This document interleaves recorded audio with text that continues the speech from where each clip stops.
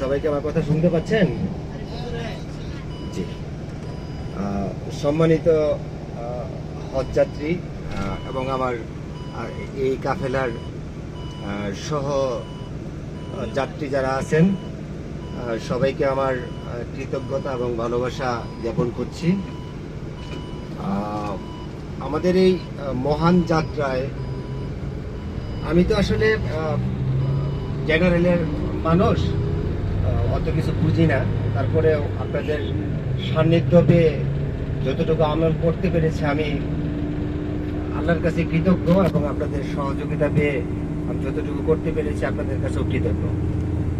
তো এই কাফেলায় বা এই যাত্রায় আমার লাইফের অনেক কিছু শেখার বাকি ছিল। ইসলামিক দর্শন হিসাবে আমি শিখতে পেরেছি,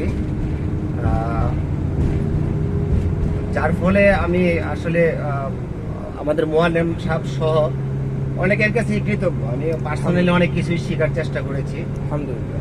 এবং আমার এই যাত্রায় আমি অনেকের সাথে মিশার চেষ্টা করার ফলে হয়তোবা আমার মনের অজান্তে বা আমি অনেক সময় মেজাজ কন্ট্রোল না করতে পেরে আমি অনেক সময় হয়তোবা আমার আচরণে আপনারা কষ্ট পেয়ে থাকতে পারেন।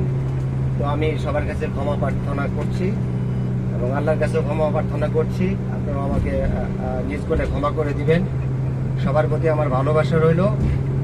আর কি বলবো, আমার আসলে মাইকে কথা বলার প্র্যাকটিস নাই, আমি কখনো আসলে মাইকে কথা বলি নাই, খুবই রিয়ার।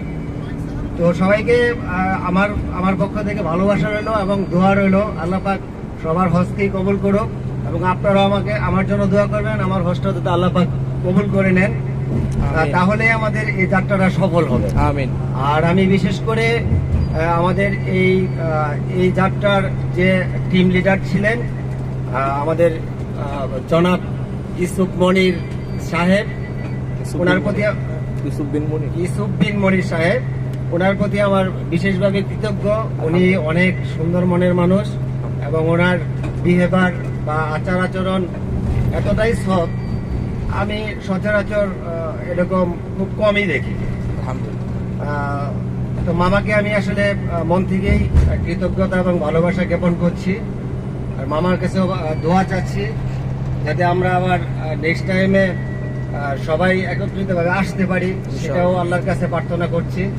কারণ আমাদের এই টোটাল কাফেলাটা বা টোটাল টিমটা ওভারঅল আমার কাছে, আমার পর্যবেক্ষণে খুব সুন্দর একটা ম্যাচিং হয়েছে। একসাথে থাকলে এই 22-23 জন লোক একসাথে থাকলে মতের দ্বিমত হতেই পারে, কিন্তু সর্বোপরি আমি মনে করি যে আল্লাহর রহমতে অনেক সুন্দর একটা ম্যাচিং আমাদের হয়েছিল। আমরা একটা ফ্যামিলির মতোই ছিলাম।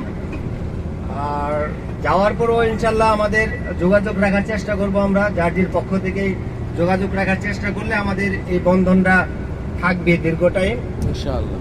তো আমার পক্ষ থেকে আমি চেষ্টা করব সবার সাথে যোগাযোগ করার জন্য, নাম্বার গ্রুপের থেকে নিব।